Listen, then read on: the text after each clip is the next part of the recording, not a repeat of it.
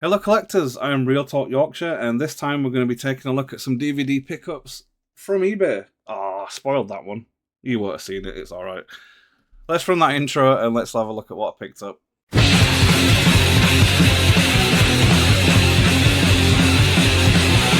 First up, we got Lady Vengeance. This is from the same guy who made Old Boy. What is his name? Park Chan-wook. Yeah, I got it right. Park Chan-wook. Yeah, I'd never seen this one before. It had been on my watch list for quite a while. I found this for like under £2. I thought you can't go wrong for that price. I've only seen Old Boy by Park Chan-wook before, and that was just amazing. If you've not seen Old Boy and you like your Korean or Japanese films, definitely check out Old Boy. I slightly preferred, in fact, I preferred Old Boy by a long shot to this film. But yeah, Lady Vengeance, this is about a woman who is framed for killing a child. She serves 13 years in prison. And then when she gets out, she basically gets her revenge. It had some problem with the pacing. Like, I'd say the first 30 to 40 minutes of this film, it's throwing so many different plot elements at you, and it's jumping between time, and I weren't sure that I was going to like this. But when you get to like maybe the 1 hour mark, that is when it starts to slow down a little bit and it feels more like a regular film. Yeah, I just found it a bit messy, especially the first 30 minutes. So yeah, she gets framed for killing a child, which she never actually did. And when she gets out, she finds the guy who did kill the child, and it turns out that he killed a bunch of others as well. And yeah, they were a bit I wasn't expecting. It were really, really fucking dark. The guy who killed the kids actually recorded them begging for their lives, and she gets all the parents together and shows them the video, and then they sort of go in and take it in turns to attack the guy that killed their kids. Really, really crazy film. I did expect it to be pretty edgy though from this director. As I say, if you've not seen Old Boy, really, really good film. Old Boy is one of my favorite Korean films, I think. But yeah, if you liked Old Boy, you'll probably like this. It's sort of in the same style. Just like I said, the first half hour is a little bit. The pacing were just all over the place for me personally. Next up, this weren't cheap. I think got this for like $4.99. For some, this is from Ingmar Bergman, the Swedish writer and director. I expected this to be pretty pricey. I thought it were going to be one of those that whether you got it on DVD or Blu-ray, it was still going to be like £10, £15. I don't think I paid more than £5 for this. This is a classic. It's not my favorite Bergman film. I think my favorite Bergman would be Virgin Spring, followed by Persona. But this so far, I put this in third place. Seventh Seal. It's about a knight in medieval Sweden. And from what I can remember, I have only seen it once. It's from 1957. The knight comes home from battle, and death, like literally the Grim Reaper, comes to collect him and tells him that his time's up. And instead of just dying and going with the flow of things, the guy actually challenges the Grim Reaper to a game of chess. And whilever he's winning at chess, the Grim Reaper will allow the guy to stay alive. But as the film goes on, loads and loads of really bad things start to happen to the main character. And yeah, I have only seen this once. I remember when one of the bad things happens, the camera sort of pans out, and you just pans out, and Death's been there watching all along. Yeah, really, really good film. Before I saw this, I thought it was going to be one of those like arty farty films that were going to have like a billion different meanings, and that it was the sort of film that you probably had to watch like 20 times before you even started to understand it. It's not like that at all. It's really easy going, actually. It reminded me a lot of, in parts, it reminded me a lot of Monty Python's Holy Grail. It is a pretty funny film in places when it wants to be.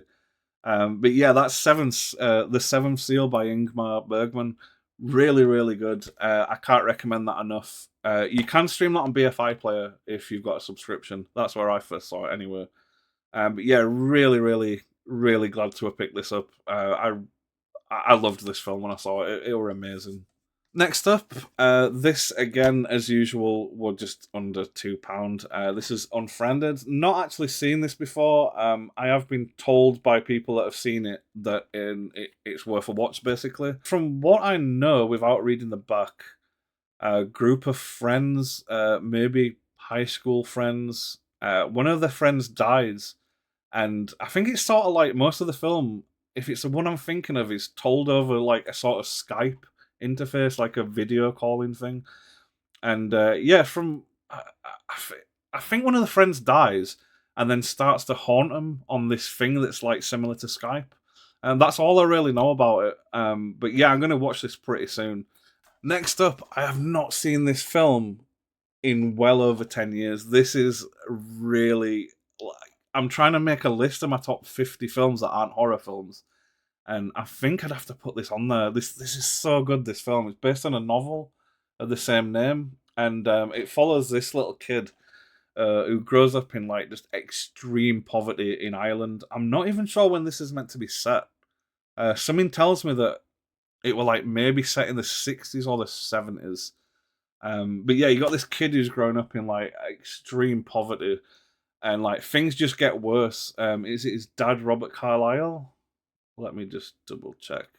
Yeah, his dad is Robert Carlyle, and like yeah, they're just extremely poor, like very extreme. I can't just broke as fuck basically, and then things get worse because Robert Carlyle, the dad, at one point, I think he has got a job, or maybe he gets some sort of like income support. I can't remember where the money comes from, but instead of taking the money and going home to buy food and clothes and stuff for the family, he just pisses off and leaves. And then this little guy's got to go work down the pit, like shoveling coal. Yeah, really, really, really good film. I don't know why it took me so long to pick this up again. I forget it's by Alan Parker as well. Alan Parker did Pink Floyd's The Wall. He did what's the one? Bugs Him Alone, like another one of my favorite films. Yeah, let me know in the comments below. Have you seen Angela's Ashes before? It is so good, this film. Next up, Pete's Dragon, Walt Disney's Pete's Dragon. I barely remember any of this, but way back when I was a kid, this was the first film that I ever owned on VHS. I bet you anything I've not seen this since 1994, 1995. There's no way I've seen it anywhere after that. So all I can remember is you got this character called Pete who ends up befriending the dragon. And I think Pete and his family run a lighthouse. I remember a scene where the lighthouse goes out and the dragon sort of like flies up and uses his fire breath to ignite the lighthouse again. There it is. Like, lighthouse is there on the back. Whether this still stands up as a decent film, I don't know, because as I said, I've not seen it since I was a kid. Looking forward to seeing this again. They did remake it, but I think the remake's supposed to be like absolute gash. So I'm not going to bother unless somebody recommends it. Let me know. Let me know in the comments. Is Pete's Dragon remake really worth it? But yeah, I picked this up because I watched Roald Dahl's The Witches, which I'd also not seen since I was a kid. And yeah, it just inspired me to pick up another film from my childhood. So yeah, I'm going to give this a watch some point over the next few days and see if it still does hold up. I can't see any reason why it wouldn't. I used to watch this a lot, like all the time. You know, it was like in the 90s when you were a kid. We didn't have the internet or Sky or anything. You just watched VHS. It'd just be sat there watching Pinky and Perky for like the 10th fucking time. Next up, this is one that I see around all the time. Like, it's hard to go to a car boot sale and not see this. I think this will like again under £2, so I don't mind taking a risk on it. It's Dead Snow, basically just a Nazi zombie film. I know this gets like pretty shit reviews, but I don't think you're supposed to take it serious. I think it is supposed to be a sort of like budget zombie film. But yeah, if you've seen this, let me know what you thought to it below. There is a sequel to this. If I like this, I will go and pick the sequel up because the sequel's dirt cheap as well. But yeah, I've not seen this yet. Never seen it before. Dead Snow. Yeah, I'll take it away. I'm not going to take it too seriously because I really don't think it's that sort of film. 80 minutes of extras as well. Cast and crew at Sundance, special effects featurette, makeup featurette, the making of Dead Snow. Yeah, that'd be interesting. I didn't know that there were actually extras on this. Yeah, that's Dead Snow. Really looking forward to that. I reckon it's going to be a good laugh. Next up, I saw this 2 years ago for the first time. It had been on my watch list for quite a while. Uh, I'm not kidding when I say this. I think this is one of the best films ever made. This is absolutely amazing. Night of the Hunter. I was watching this somewhere online. This was selling for £4, including postage, and I didn't snap it up. I waited a little bit, and wherever the copy were being sold, it sold, and so I had to go to eBay. The cheapest I got this for on eBay was, I think I paid like £7, 7.40 or something like that. Uh, Usually for a pre-owned DVD, unless it's something special, I'm not really going to pay above a fiver. But this is amazing. As I said, I saw this about 2 years ago. Absolutely blew my mind. This is amazing. If you haven't seen it, you really, really, really, I cannot stress enough, you really need to watch this. Night of the Hunter. So it's about a guy. A guy goes and robs a bank and makes a run for it, but the police are sort of chasing him. And so he goes back home and he hides the money somewhere, and he tells his kid where the money's hidden so that when he gets out of prison, he can go and get the money and they can all be rich and live happily ever after. So the police get the guy. He hides the money. He tells the kid where it's hidden. The police get the guy, he gets arrested, taken to prison.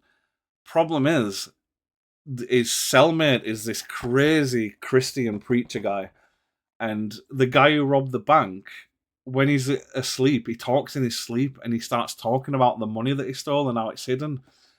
So this guy, who's due to get out of prison before him, gets out of prison and then goes to basically get into a relationship with Shelley Winters, just so it can basically threaten the kid and try and find out where the money's where the money's hidden. Um, at the point that he gets out of prison and he's basically pestering the kid all the time, it's fucking frightening, to be quite honest. And then the bit where the kids basically think they've got no choice but to leave home. They're getting this boat and they're going down this river. That part of the film is stunning. It is absolutely stunning. Um, so yeah, it's basically just this insane Christian guy who basically gets into the relationship for no other reason than he wants to find out where this money's hidden. Um, it's just beautifully shot. It's old black and white style. I can't remember where I saw this. I streamed it somewhere, but it were like a really good version. Like it didn't look like a grainy black and white film. It was just like really good quality. I'm hoping this DVD is good quality as well. But yeah, I don't think I can do this film justice in the short time we've got. Yeah, Night of the Hunter, easily, it's one of the best films I've ever seen in my entire life. It is so good. Next up, Lost in Translation, another film. I streamed this somewhere last year. One of my friends used to tell me about this at school. He always used to recommend me it. And whenever he told me what it were about, I used to say it sounded boring. And I even caught a trailer, and I just thought the trailer made it look boring as well. But since I was watching a lot of Japanese stuff last year, I thought, you know what, I'll finally give Lost in Translation a go. Really good. I really, really enjoyed this. So you got Bill Murray's character, who is like an actor in the film, and he has to go to Japan to record a whiskey advert. He bumps into a character played by Scarlett Johansson, and she's there with her boyfriend, who is a photographer. But he just keeps going out all day and leaving her on her own in the hotel. And so she starts talking to Bill Murray's character, and it's just really good. It's you got like two characters that are like miles away from home in a country they're not familiar with, and they sort of find some sort of comfort in each other. I have only seen it once. I never really saw this. You'll have to let me know below. I never really saw Bill Murray and Scarlett Johansson's relationship in this film as being romantic. It's way more like a friendly thing, and I think the ending sort of cements that. I yeah. I mean, maybe I was just totally misunderstanding it. But I never picked up. To me, it was never Bill Murray and Scarlett Johansson in this. It was never like a romantic interest sort of thing. It were more just like two people who have something in common. They're in Japan. They don't really want to be there, and yeah, the bit where Bill Murray sings karaoke is really good as well. There's a bunch of funny moments in this. But yeah, that's Lost in Translation. I'm really, really glad I got around to seeing this because, yeah, way better than I expected it to be. I can't believe he used to say it looks boring. It's not boring at all. Next up, we got The Crucible with Daniel Day-Lewis and Winona Ryder. This is another one that I sat on for a very long time. If you know me, you know that one of my interests, I like to read things about the old, the witch trials and witchcraft, like through the ages and stuff. This were really good. I wish I'd have seen this so much sooner. I think I saw this about 4 years ago for the first time. Yeah, really good film. It just shows you what things were like back during the witch trials, where like everybody were paranoid. And there's a lot of things this film does right. A lot of stuff that I happen to know like actually happened. Like if somebody went out and planted crops, and then the next day it rained, they'd blame the neighbor, and the neighbor would get accused of being witches. And then if you stood up for somebody who'd been accused of being a witch, you'd be accused of being a witch as well. It's just like this film really, really does sum up the just the paranoia at the time. I think it's based on a play. I can't remember who wrote it, and I think the play was about witchcraft, but the sort of hidden meaning behind it was that it was supposed to be about the sort of communist hunt during during the McCarthy years or something like that. That's The Crucible. Winona Ryder is absolutely excellent in this. So is Daniel Day-Lewis. Really good film. I wish I'd have seen this sooner. Last but not least, whenever I mention the first film, people always ask me straight away, have I seen the second one? And I hadn't, but now I can. This is Battle Royale 2, Requiem. I'm not sure what this one's about. I'm guessing it follows on from the first one. If you've not seen Battle Royale, it's set in like, I think it's supposed to be like Japan in the near future. And to deal with a population problem, what they do is they set different. Is it different schools or is it just teenagers in general? They basically set them all together in this massive battle royale, and whoever survives gets to obviously live on. Whoever dies and disappears.